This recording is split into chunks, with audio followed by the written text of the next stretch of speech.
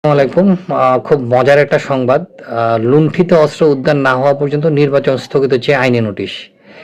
যেই সরকার সবাইকে অস্ত্রের লাইসেন্স দেওয়ার জন্য অলরেডি অধ্যাদেশ জারি করে ফেলেছে, সেই দেশে আবার লুণ্ঠিত অস্ত্র উদ্ধার করবে। উদ্ধারের কি দরকার? সবার কাছে অস্ত্র দিয়ে দিবে, সকলেই অস্ত্রের লাইসেন্স থাকবে। লুণ্ঠিত অস্ত্র আসলে ওইটাই পরে, এই লুণ্ঠিত অস্ত্রগুলোই মানে আসলে লাইসেন্সের মাধ্যমে চলে আসবে। লুণ্ঠিত অস্ত্র যদি উদ্ধার করার ইচ্ছা থাকতো বা সুযোগ চেষ্টা থাকতো, তাহলে সরকার অনেক আগেই করতো। হাইকোর্টে এটা নিয়ে যাওয়ার উদ্দেশ্য হচ্ছে যে, এবং হাইকোর্টে আরও যাচ্ছে যে জাতীয় পার্টি এবং আরও কারাকে নিষিদ্ধ করার, এইগুলো করে আসলে মূলত যেটা করার চেষ্টা করা হচ্ছে, নির্বাচনটা বানচাল করার চেষ্টা করা হচ্ছে। লুণ্ঠিত অস্ত্র উদ্ধার কি এখন করবে? গত 1.5 বছরে কেউ হাইকোর্টে গেল না কেন? এসব ফাজলামোর মানে কি? গত 1.5 বছরে হাইকোর্টে গেল না, 1.5 বছরে পুলিশকে কেউ প্রেশার দিল না, আইন শৃঙ্খলা বাহিনীকে কেউ প্রেশার দিল না এইসব অস্ত্রের ব্যাপারে। আসলে এই অস্ত্রগুলো আছে তো সমন্বয়কদের কাছে, এই অস্ত্রগুলো আছে জামাত শিবিরের কাছে, হয়তো কিছু ছাত্রদলের কাছে আছে, জঙ্গিদের কাছে আছে, যে এইসব জঙ্গি পালিয়ে গেছে তাদের কাছে আছে।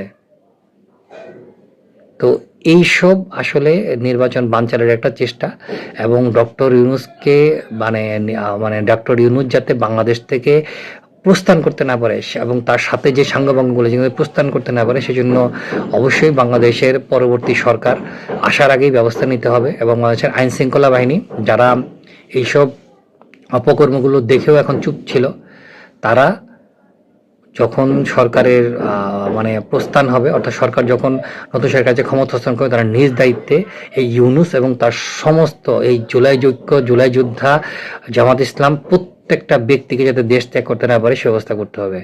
এতে যেটা লাভ হবে সেটা হচ্ছে যে শেখ হাসিনার লোকজনকে পালিয়ে যেতে দিয়ে যে ক্ষতিটা হয়েছে, সেই ক্ষতিটা হবে না। কারণ শেখ হাসিনার লোকজন পালিয়ে গিয়ে বাংলাদেশের সরকারকে এবং রাষ্ট্রকে অস্থিতিশীল করার চেষ্টা করছে। এই ইউনূসের লোকজনও পালিয়ে গিয়ে তাই করবে। ইউনূসের লোকজন যাতে পালিয়ে যেতে না পারে, কারণ ওদের জন্যই আমরা একটা স্থিতিশীল সরকার বা বাংলাদেশ রাষ্ট্র পাওয়ার সম্ভাবনা থেকে আমরা অনেক দূরে সরে চলে গেছি।